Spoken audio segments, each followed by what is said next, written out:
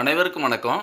இன்னைக்கு பார்த்தீங்க அப்படின்னா, நம்ம தென்காசி மாவட்டத்தில ஒரு 200 அடி போர்வெல் ஆழத்திலிருந்து ஒரு 1 1/2 இன்ச்சுக்கான வாட்டர் டெலிவரி. இங்க பார்த்தீங்க அப்படின்னா, முழுசுமே தென்னை விவசாயம் தான். இந்த தென்னை விவசாயத்துக்கு தேவையான தண்ணீர் குடுக்கிறதான ஒரு 2 ஹெச்பி சோலார் பம்பிங் சிஸ்டம் பண்ணி குடுத்துருக்கோம். ஒரு 1 1/2 இன்ச் டெலிவரி 200 அடி ஆழத்திலிருந்து எடுத்து குடுத்துருக்கோம். இந்த இடத்துல 2.2 கிலோவாட்டுக்கான சோலார் பேனல் பயன்படுத்தியிருக்கோம். இங்க முழுசுமே பார்த்தீங்கன்னா, ட்ரிப்ல தான் தண்ணி வந்து தென்னை மரத்துக்கு பாசனமா குடுக்குறாங்க.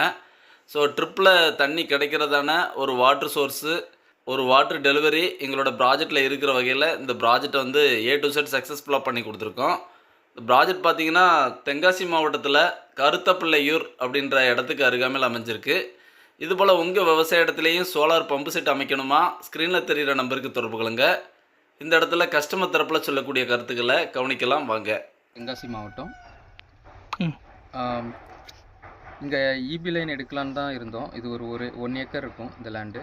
ஆனால் அது இபி லைன் எடுத்துகிட்டு வரும்போது போர்வெல் பக்கத்தில் கொண்டாந்து போல் கொண்டாடணும், ஒரு 3 போல் உள்ள கொண்டாடுனாங்க. அது சின்ன இடம்னால அது தேவையில்லைங்கிறதுனால சரி சோலாருக்கு ஏதாவது பண்ணுவோன்ட்டு ஆன்லைனில் செக் பண்ணும்போது கேடெக் சோலார் பார்த்தோம்.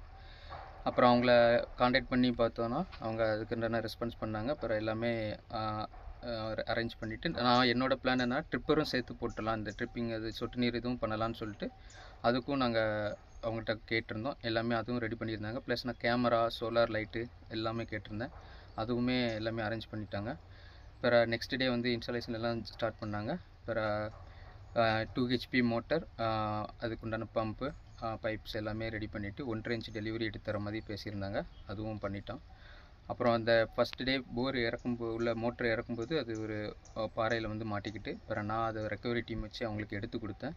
அதில் மோட்டரில் கொஞ்சம் டேமேஜ், ஒயர் எல்லாமே கட் ஆயிருந்துச்சு, பம்ப் எல்லாமே. ப்ளஸ் அவங்க என்ன பண்ணிட்டாங்கன்னா அதை புதுசாகவே மாற்றி கொடுத்துட்டாங்க.